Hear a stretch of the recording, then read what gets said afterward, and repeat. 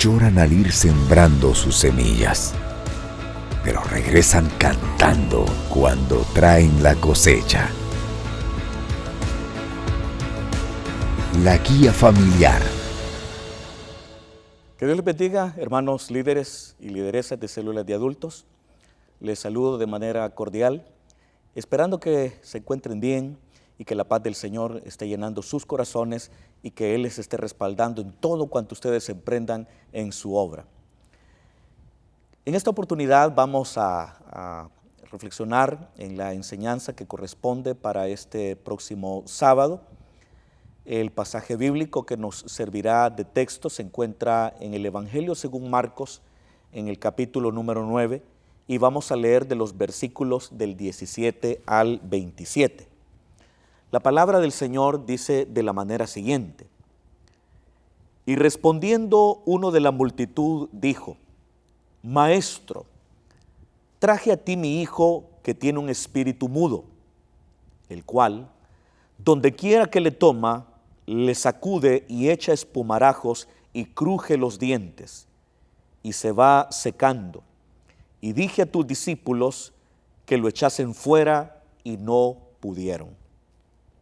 Y respondiendo él, les dijo: Oh generación incrédula, ¿hasta cuándo he de estar con vosotros? ¿Hasta cuándo os he de soportar? Traédmelo. Y se lo trajeron. Y cuando el espíritu vio a Jesús, sacudió con violencia al muchacho, quien cayendo en tierra se revolcaba echando espumarajos. Jesús preguntó al padre: ¿cuánto tiempo hace que le sucede esto? Y él dijo: desde niño. Y muchas veces le echa en el fuego y en el agua para matarle. Pero si puedes hacer algo, ten misericordia de nosotros y ayúdanos. Jesús le dijo: si puedes creer, al que cree todo le es posible. E inmediatamente el padre del muchacho clamó y dijo: creo, ayuda mi incredulidad. Y cuando Jesús vio que la multitud se agolpaba, reprendió al espíritu inmundo, diciéndole: espíritu mudo y sordo, yo te mando, sal de él y no entres más en él. Entonces el espíritu, clamando y sacudiéndole con violencia, salió, y él quedó como muerto. De modo que muchos decían: está muerto. Pero Jesús, tomándole de la mano, le enderezó y se levantó. Muy bien, hermanos, este es el pasaje bíblico que vamos a estar estudiando esta semana con el tema salvación del maligno. La verdad central es que si confiamos en el Señor, seremos librados del maligno. A manera de introducción, hermanos, se nos muestra cómo, sobre todo en el Evangelio de Marcos, cómo el Señor Jesús tenía un poder total y absoluto sobre los demonios. Nosotros sabemos que Satanás es un ser real. Claro, Satanás no tiene esa imagen que probablemente las personas presentan o que tienen en su imaginario colectivo. Pero definitivamente Satanás es un ser real y cuyo objetivo es oponerse a Dios. La muerte, la destrucción, son cosas que caracterizan el quehacer de Satanás en contra de todo lo que Dios ha creado. En el Evangelio de Marcos, como lo decía hace algunos momentos, se muestra ese poder absoluto que Jesús tenía sobre todas las cosas. Es más, si nosotros leemos desde el capítulo número 1 hasta el capítulo número 7, vamos a darnos cuenta cómo Jesús va realizando milagro tras milagro, milagro tras milagro, y entre todos aquellos milagros extraordinarios realizados por Jesús, estaban aquellos en los que liberaba a personas del poder de Satanás y los demonios. Acá se muestra también siempre en la introducción cómo el accionar de Satanás en contra de los seres humanos no consiste solamente en posesiones. Muchas veces nosotros podemos pensar que el accionar de Satán solo es aquel que se hace evidente a través de una posesión, ¿verdad? Todos de una u otra forma estamos familiarizados con el tema de las posesiones. Algunos tendrán una debida instrucción acerca del tema, otros probablemente no tanto, pero todos de alguna forma conocemos el tema de las posesiones. Es cuando un espíritu malo o muchos demonios toman control de una persona, porque una persona puede ser poseída por un espíritu, pero también puede ser poseída por muchos espíritus. Pero la posesión no solamente es una de las maneras a través de las cuales Satanás ataca a los seres humanos. También lo hace a través de sus perturbaciones, a través de sus influencias, de tal manera que habrá personas que tienen obsesiones, compulsiones negativas, destructivas. En algún momento dado pueden incluso tener alguna pesadilla. Habrá una serie de elementos que el enemigo hace con el propósito de desmejorar la calidad de vida de las personas. Entonces puede ser a través de perturbaciones, a través de sus influencias y en el peor de los casos a través de las posesiones. Entonces acá también en este aspecto, en la introducción, ahorita nos encontramos todavía en la introducción, hay que aclarar que no todas las personas que tienen alguna obsesión o alguna compulsión, que tienen pesadillas, que tienen ataques epilépticos, que tienen pensamientos suicidas, no deberemos de pensar que todo, absolutamente todo, se debe a Satanás. El ser humano es lo suficientemente pecaminoso o lo suficientemente pecador como para que muchas de estas cosas sean provocadas debido a su mala conducta. Entonces no se debe concluir a la ligera que una persona está perturbada, influenciada o poseída por demonios cuando vemos algunas características que acabamos de mencionar. Muy bien, vámonos entonces al punto número 1 que dice perjuicios que causan los demonios. No es la palabra prejuicio, es decir, cuando alguien se hace un juicio antes de saber con precisión alguna verdad, sino que está hablando de perjuicios, está hablando de daños, está hablando de deterioro, del deterioro y los daños que los demonios provocan en las personas. Este pasaje bíblico es un pasaje bíblico dramático que nos presenta al Señor Jesús teniendo un diálogo con un padre que está desesperado porque su hijo está gravemente atormentado por un demonio. Jesús venía descendiendo del monte, él acababa de transfigurarse delante de sus discípulos, la voz divina acababa de decir que él era su hijo amado y que a él debían escucharlo. Acababa de hablar con Elías y Moisés acerca de su pronta llegada a Jerusalén. Y ustedes saben que cuando Jesús hizo eso estaba en compañía de Pedro, Jacobo y Juan. Y 9 discípulos se habían quedado allá abajo. Entonces, mientras ellos estaban ahí arriba, un padre desesperado había buscado a los discípulos de Jesús con el propósito que le dieran una respuesta, con el propósito que le ayudaran, porque su hijo estaba realmente deteriorado por el accionar de este demonio. Pero los discípulos no pudieron. Los discípulos lidiaron con la situación, pero no pudieron liberar a aquel jovencito de su posesión demoníaca. De modo tal que cuando Jesús baja del monte acompañado de Pedro, Jacobo y Juan, este padre se acerca a él y le empieza a pedir su ayuda, le empieza a pedir su auxilio. y le cuenta cómo llevó su hijo a sus discípulos, pero no habían podido ayudarlo.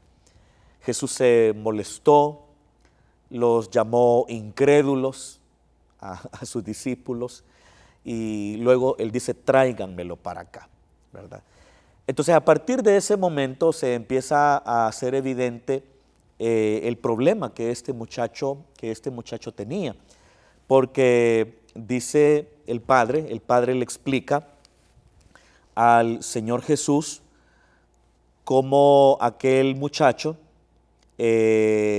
muchas veces era tomado por el demonio en cualquier momento, es decir, en cualquier momento el espíritu se apoderaba de ese muchacho. Aquí dice donde quiera que le toma, es decir, podía ser cuando estaba dormido, podía ser cuando estaba fuera de casa, cuando estaba dentro de casa, cuando estaba comiendo, cuando estaba realizando alguna tarea, en cualquier momento, en cualquier lugar el espíritu lo tomaba. Y el muchacho caía al suelo echando espuma por la boca y crujía sus dientes. Y dice, y se está secando. Es decir, el muchacho había perdido mucho peso, su estado espiritual y de salud era terrible, era deplorable. Posiblemente este muchacho ya no comía como debía y por eso había empezado a perder peso. Entonces, cuando Jesús dice, tráiganme al muchacho, dice la Biblia que cuando el muchacho era llevado, el espíritu vio a Jesús, el espíritu que estaba dentro del muchacho vio a Jesús e inmediatamente el muchacho cayó con violencia, ¿verdad? Cayó en tierra, fue sacudido con violencia por el demonio y cayó en tierra y empezó a echar espumarajos por la boca. Ahí el Señor Jesús estaba confirmando lo que el Padre le había dicho hacía unos instantes, ¿verdad? Vean ustedes cómo este espíritu maligno había dañado tanto la vida de este muchacho, ¿verdad? Había dañado su salud, había dañado su espiritualidad y eso es justamente lo que el maligno hace. Lo que el maligno procura es destruir a los seres humanos, es dañar sus vidas echando mano de diferentes recursos, porque esa es la labor de Satán, matar, destruir, el hurtar, esa es la labor del maligno. Y eso era lo que estaba haciendo con aquel muchacho, lo estaba destruyendo de manera paulatina. En algunos momentos quiso destruirlo de una sola vez, porque el Padre le dijo al Señor Jesús que algunas veces el Espíritu lo arrojaba al fuego con el propósito de quemarlo y otras veces lo arrojaba al agua con el propósito de ahogarlo. Es decir, había momentos en que el espíritu que poseía a este muchacho quería destruirlo de una forma inmediata, ¿verdad? Porque ¿cuánto puede tardarse una persona en el fuego para morir? ¿Cuánto puede tardarse una persona ahogándose en el agua? Es cuestión de minutos, es cuestión de muy poco tiempo. Entonces, este espíritu era tan agresivo que había querido destruir a este muchacho de una forma inmediata. Pero la familia ahí estaba siempre pendiente de sacarlo del fuego, pendiente de sacarlo del agua. Y cuando Jesús ve al muchacho echando espumarajos por la boca y contorsionándose después de haber sido sacudido violentamente por el demonio, le pregunta al Padre, ¿desde cuándo le ocurre esto? Fíjense que el control que el Señor Jesús tenía, ¿verdad? Porque el muchacho ahí está, revolcándose en el suelo, echando espuma por la boca, pero no vemos que el Señor se desconcentre, se descoloque, sino que al contrario tiene tal control de la situación que con toda serenidad le pregunta al Padre desde hace cuánto le sucede esto. Esto nos muestra lo que dice la introducción, el poder absoluto que Jesús tenía sobre los demonios. Es más, el espíritu que poseía a este muchacho reconocía ese poder, porque cuando vio a Jesús, inmediatamente sacudió al muchacho con violencia y lo lanzó a la tierra. la respuesta del padre era igual de desgarradora que el informe que anteriormente le había dado al Señor Jesús. Le dijo, eso le ocurre desde niño. Vean ustedes que Satán no tiene inconvenientes en destruir a los seres humanos sin importar la edad. Es decir, que él era muy pequeñito. Él era muy pequeño cuando ese espíritu tomó control y tomó posesión de él. No podemos saber qué tipo de situación habrá vivido esa familia como para que un espíritu se apoderara de un niño pequeño. Es imposible saberlo y cualquier cosa que nosotros digamos será mera especulación. Pero lo que no podemos negar, lo que no se puede dudar, es que ese muchacho estaba en esa condición deplorable desde que era un niño. Entonces, es ahí también cuando el padre agrega, algunas veces le tira al agua, otras veces le tira al fuego. Entonces, para matarle, el padre dice cabal para matarle, y era obvio, lo hizo para matarle. Entonces, eso es lo que nosotros notamos ahí, es como el enemigo por un lado destruye, ¿verdad? Vemos los efectos que había provocado en este muchacho. Lo está destruyéndolo físicamente. Está destruyendo toda su vida. Este muchacho no podía hacer prácticamente nada, no podía desarrollarse en la vida en ningún aspecto, porque este espíritu podía tomarlo en cualquier momento. En cualquier momento podía tomarlo. Entonces la vida de este muchacho se había estancado, no se estaba desarrollando en ninguno de los ámbitos. En ninguno de los ámbitos de la vida. Entonces, y por si eso fuera poco, pues físicamente él se está deteriorando cada vez más. Y no solamente él, sino su familia, porque cuando el padre está hablando con el Señor Jesús, el padre le dice, si puedes hacer algo, ten misericordia de nosotros y ayúdanos. Eso es lo que le dice el padre. Si puedes hacer algo, ten misericordia de nosotros. No dice, ten misericordia de mí. No dice ayúdame, sino dice ten misericordia de nosotros y ayúdanos. Es decir, que esto también suponía un golpe muy grande para la familia, porque si en algún momento dado este demonio en cualquier momento podía tomarlo y echarlo al fuego y echarlo al agua, la familia tenía que estar pendiente de él en todo momento, siempre tenía que haber alguien cerca de él para salvarlo, para liberarlo de las intenciones homicidas del espíritu que lo poseía. Entonces, hermanos, aquí nosotros estamos viendo los perjuicios que causan los demonios, ¿verdad? Los demonios son una realidad y su accionar en contra de los seres humanos es el de destruirlos, el de dañarlos, el de deteriorarlos. Punto número 2, se requiere confianza en Dios para ser salvados. En el versículo número 22, el padre le dijo a este muchacho, si puedes hacer algo, ten misericordia y ayúdanos. Y Jesús, claro, lo que Jesús le dijo, si puedes creer, al que cree, todo le es posible. E inmediatamente, es el versículo 23, e inmediatamente el padre del muchacho clamó y dijo, creo, ayuda mi incredulidad. ¿Qué es lo que necesita el ser humano para liberarse del poder del maligno? Lo que el ser humano necesita es fe en Dios. Eso es lo que el ser humano necesita, fe en Dios. Eso fue lo que Jesús le dijo al Padre. El Padre le dice, si tú puedes hacer algo, ten misericordia de nosotros y ayúdanos. Claro, Jesús podía hacer no solo algo, Jesús podía hacer mucho por ese muchacho poseído, podía hacer mucho por ese padre desesperado, podía hacer mucho por esa familia que sentía el peso de los efectos provocados por la posesión de aquel integrante joven de esa familia. Entonces Jesús prácticamente le dice, no es un asunto de si yo puedo o no puedo, sino que es un asunto de si tú crees. Y Jesús dijo, si tú crees, al que cree todo le es posible. Hay personas que verdaderamente están perturbadas por espíritus. Hay personas que están perturbadas por espíritus. Como decíamos en la introducción, uno no puede irresponsablemente atribuir a la acción de los espíritus cierto tipo de padecimientos que pudieran tener una razón psicológica, fisiológica, ¿verdad?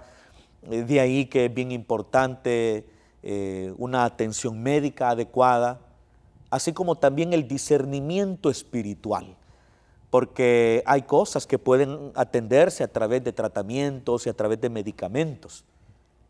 Y cualquier cosa que pueda resolverse por medio de un tratamiento médico, por medio de medicamentos, eso no es una posesión. Porque los demonios, los espíritus malignos, no van a salir por los medicamentos que una persona pueda tomar, ¿verdad?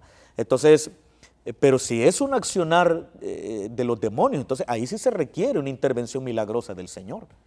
Y para que haya una intervención milagrosa del Señor se necesita que las personas le crean a Dios. Hay personas que sufren mucho y ya se comprobó que no es una causa fisiológica, psicológica, ¿verdad? Ya le dieron un tratamiento, ya le dieron medicamentos y no se recupera. Entonces es muy posible que esa persona está siendo objeto de alguna perturbación maligna. Y es ahí cuando debemos de hablarle de la buena nueva de salvación. ¿Y qué dice esa buena nueva? Esa buena nueva dice que Él vino a libertar a los cautivos y a los oprimidos por el diablo. Pero para que esa realidad liberadora llegue a las personas que están estorbadas o perturbadas o hasta poseídas, se debe creer en Jesucristo, se debe de creer en el Hijo de Dios. Eso es sumamente importante. Aún aquellas personas que están poseídas por demonios tienen momentos de lucidez. En esos momentos de lucidez se puede hablar a esa persona y llamarla al arrepentimiento y llamarla a la conversión. Entonces es bien importante que las personas le crean a Dios, crean al Evangelio y crean que el Señor tiene el poder para liberarlos de las ataduras que ellos tienen. Punto número 3. El punto número 3 es la salvación del maligno. Dice la Biblia que cuando aquel padre le dice, creo, ayuda a mi incredulidad, la multitud se empezó a golpar, ¿verdad? Porque ahí la gente estaba pendiente. Usted sabe, a la gente le gusta pues ver, curiosear, ¿verdad? Entonces cuando Jesús ve que la gente se agolpa, inmediatamente se apresura a liberar a aquel muchacho. El Señor Jesús no quería ningún tipo de publicidad, sobre todo aquí en el Evangelio de Marcos, que hay algo que no podemos explicar ahora, pero que se conoce como el secreto mesiánico. Y el secreto mesiánico consistía básicamente en que Jesús por un momento, por un tiempo, antes de su crucifixión, antes de su muerte, oculta su identidad como Mesías. Entonces por eso uno va dándose cuenta en el Evangelio de Marcos que Él se oculta de la gente y cuando hace un milagro le dice a la gente, no se lo cuentes a nadie. Eso se llama el secreto mesiánico. Entonces cuando las multitudes se agolpan, Jesús inmediatamente lo sana porque Él no quiere que las multitudes vean lo que Él va a hacer. No quería publicidad. Entonces inmediatamente el Señor lo que hace es que le habla a ese espíritu. Era un espíritu mudo y sordo, ¿verdad? Un espíritu mudo y sordo. Si el muchacho no hablaba, no era por problemas en sus órganos, no era un problema fonético, sino que era un problema espiritual. Entonces él no hablaba, tampoco escuchaba. El padre le dijo, es mudo, pero Jesús pudo ver que también era un espíritu sordo, que lo había ensordecido también. Hay personas que no son mudas, solo son sordas y de nacimiento. Y claro, si son sordas de nacimiento, nunca aprenden a hablar, pero pudieran hacerlo, pero como nunca han oído ningún sonido, no pueden articular palabras. Pero acá había sordera y mudez. Entonces Jesús reprende al espíritu y lo sacude con violencia, y el Señor le dice, espíritu mudo y sordo, yo te mando, sal de él y no entres más en él. Y en ese momento el espíritu gritó, el demonio gritó, qué grito más espeluznante habrá sido ese, y lo sacudió con violencia y salió, y el muchacho quedó como muerto, de tal manera que las personas creían que estaba muerto, pero Jesús lo tomó de la mano, le enderezó y lo levantó. Entonces ahí llegó la salvación del maligno, llegó el momento en que el Señor liberó a ese muchacho del poder de Satanás. Jesús sabía que ese era un espíritu mudo y sordo, y Y ese espíritu provocaba todas esas demás cosas que ya mencionamos, que lo tira al fuego, que lo tira al agua, que lo hace sacudir con violencia, que echa espumarajos por la boca, que cruje los dientes. Ese espíritu maligno hacía todo eso, pero cuando llegó el Señor Jesús, lo liberó completamente. Y cuando lo liberó, aquel muchacho ya no volvió a experimentar aquellos padecimientos. Era una prueba indubitable que los padecimientos que este muchacho tenía no eran de su cerebro, no eran psicológicos, sino que eran padecimientos eminentemente espirituales, que eran el resultado directo de una posesión demoníaca. Muy bien, entonces, ¿qué podemos decir a manera de aplicación? Bueno, que los demonios siguen obrando, así como lo hicieron en el pasado, así lo siguen haciendo ahora. Quieren seguir destruyendo a la humanidad, quieren seguir dañándola, quieren deteriorar la calidad de vida de los seres humanos. Pero Jesús vino para libertar a los cautivos y a los oprimidos por el diablo. ¿Y qué tiene que hacer el ser humano para ser liberado?